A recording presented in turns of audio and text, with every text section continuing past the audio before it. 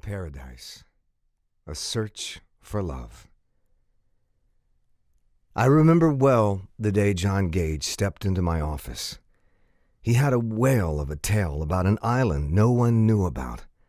A white sandy beach with no telephones or internet, and a little thatched roof bar tended by the most beautiful girl in the world. He called it Paradise. I hadn't even looked at his paperwork or how much money he had to invest. I didn't look at what he did for a living. I just listened to him talk. His blue eyes and tanned skin, relaxed mode of operation, with his khaki pants and canvas slip-on shoes, 2 or 3 days stubble, all painted a picture of a guy who was enjoying life. Way more than I was. I was helplessly hooked. It wasn't until after he left that I realized how much he deposited into his account. I want half of it in treasuries. I don't care the return. I want it bulletproof. Well, we hope the U.S. will survive all the current turmoils and not go away, I said. I think it's a safe bet. It is the safest on the planet. And you give me a plastic card in exchange. I like it. I can use that plastic card places I cannot use the cash. Cash? Yes. No longer want to carry much. Just enough for a cheeseburger and a beer somewhere. Or a taxi to get me to an airport. Or someplace safe to sleep, that's all. Even taxis in New York City take credit cards, I reminded him. So I noticed. Even better. And the other half? It gets split into 2. Half of it goes to the Virgin Islands Community Bank in a trust. And I'll get you the paperwork in a week. Having it drawn up now. Okay. We hold off on that until you give me the authorization to invest. That's right. He smiled. Time was of no concern to him. Losing 5 or 7 days of interest was of no concern. He was making a change in his life.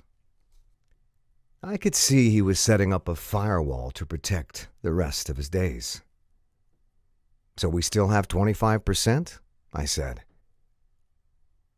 In a Citibank interest-bearing account, staggered every month, each with a 12-month call. Interest accumulating? Of course. His pearl-white teeth and sky-blue eyes were disarming. His face was nearly devoid of lines. There had been some there before, but it was like they were disappearing the longer I looked at him. His hair was streaked with some early gray, but feathered in with his normally sandy-colored hair. It was barely noticeable. Okay, so you filled out the application, and I see a deposit slip. John stood and extended his hand. We'll talk back in about a week, when I get the paperwork from my attorney. By the way, Roger recommended you. Roger? Roger Sampson? The one and only. Said you two were on the same SEAL team together years back. We both were snipers.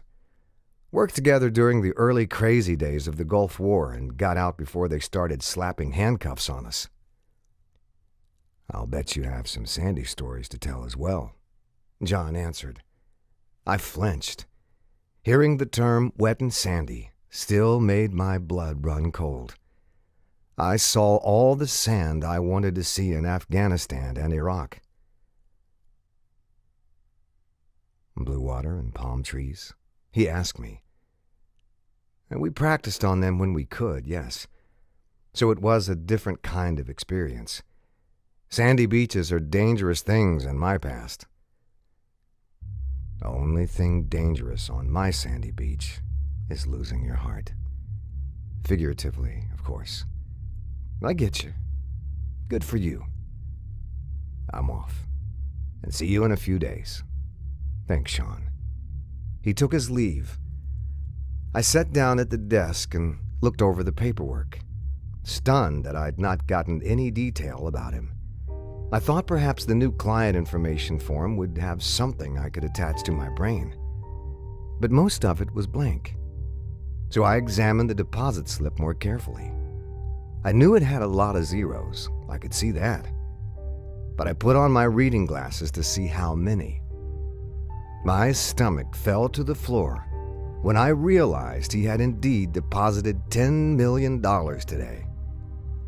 I'd never seen an account open with such a figure. I had very few clients with that size of account after years of investing.